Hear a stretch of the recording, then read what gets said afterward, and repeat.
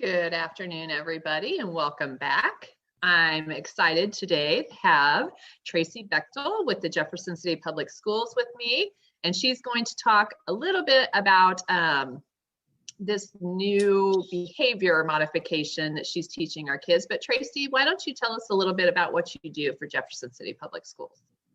Okay. I'm an early childhood special education teacher here at Southwest School. I have special needs kiddos 3, 4, and 5, variety of abilities and all kinds of levels in my classroom. Okay. So I know that you've started using this new behavior management tool, emotional regulation, I guess I should say, called Flip Your Lid. Can you tell us a little bit about that? I got really interested in doing a lot of research on like trauma and things like that.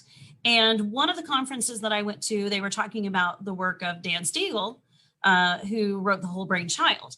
And he was talking about teaching kids about your response to triggers and teaching kids how to learn about what their brain does. And I thought, preschoolers aren't going to do that. But I have been able, my group this year, we started it. I have a lot of kids with a lot of significant emotional regulation issues. So we started doing it. I don't know if you can go ahead and show you all my little toys and such.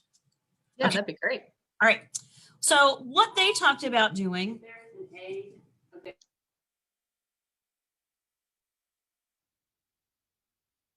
She's at school right now, so we're pausing for the announcement.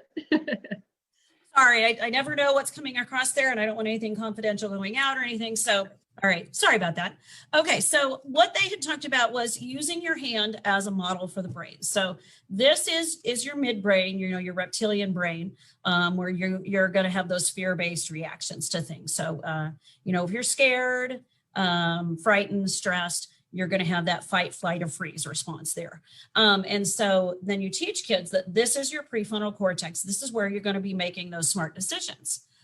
So as part of what we do at our school, we do conscious discipline. We do the Feeling Buddies curriculum. So we're teaching kids about their emotions and to use their thinking brain. And I tried to do that with my kids, but they really needed a more visual. So I saw a video online and all my little parts on here. So they said to tell kids to think about, let me get him over there, that this part of your brain is like your animal brain. So, it's a dog. He can't talk. He can't tell you what he needs. If he's scared, he's going to run away. He might try to bark. He might try to bite. So we tell the kids, this is your animal brain. This part right here, it doesn't necessarily make the best decisions for you. So we talk about that. If you get scared, you flipped your lid. And so this guy's making your decisions for you.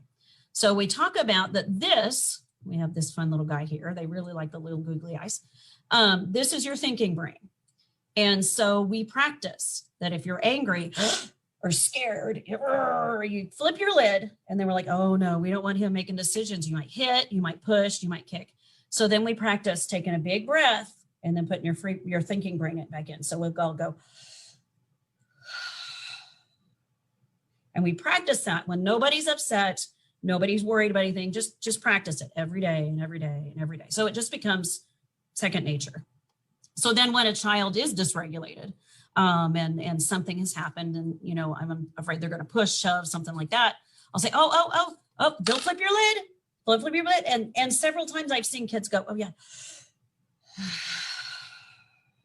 And just that second is enough to kind of break that trigger of they're not going to push, they're not going to hit, they're not going to kick.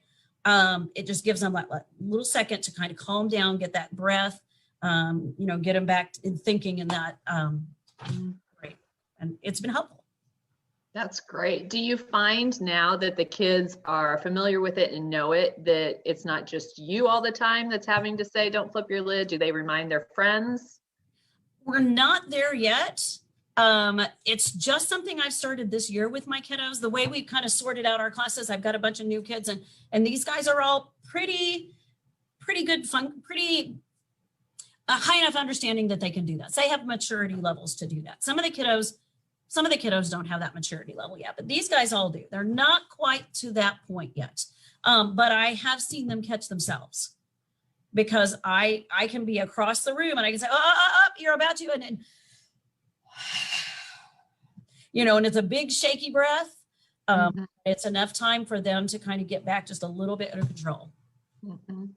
And since you just started this year, but the kiddos are now catching on to it, what kind of change have you seen in the classroom? I'm seeing a lot better emotional regulation in my kids. And I've seen, we talk a lot, like I said, we do the feeling buddies and we talk about, are you happy, and recognizing your emotions and things. And I'm hearing more, I'm angry. Oh, yes, you are. What can we do about that? Oh, and they know this, I'm really angry, but I'm going to do this. So I'm seeing they're recognizing those more, and they're recognizing those moments that they need to take a breath. That's great, because I know, heck, even adults, sometimes we need help in regulating our emotions too, especially during these crazy times. Absolutely. Have you noticed in the classroom the difficulties that kiddos are having around being able to process what's going on in the world with the pandemic? I think they have enough information to be worried and nervous. The mask wearing, I have been amazed that they've just been like, okay, I got to wear this piece on my face now, whatever, and that they're adjusting to that. They pick up on the emotions of the adults a lot.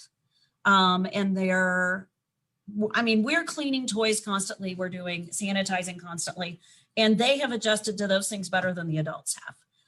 But they do pick up from their parents that things are messed up. And we were talking the other day about, we had a special snack that had a no peanut sign on it. We were talking about some kids get sick because they eat peanuts, and they said, yes, you get sick for peanuts from the virus. I'm like, well, okay, not everything in the world is the virus, but they know the virus is a big deal right now.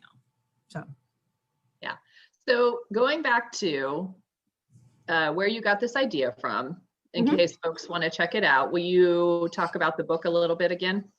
Yeah, the book is actually, I had to write it down just in case I would lose it. It's called The Whole Brain Child from Dan Siegel. And he's got a lot of really good videos out there about how you can explain the brain to kids, and lots of good information about that.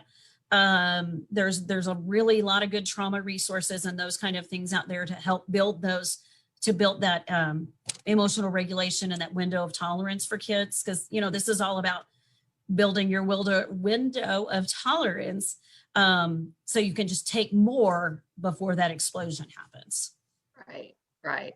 Well, that is great. Thanks so much for joining me today and sharing this with us. I think that people will probably find this very valuable, and hopefully they'll look the book up and do some of the research on their own. Awesome. So again, thank you so much, and have a great day. Thanks. You too. Bye. Bye.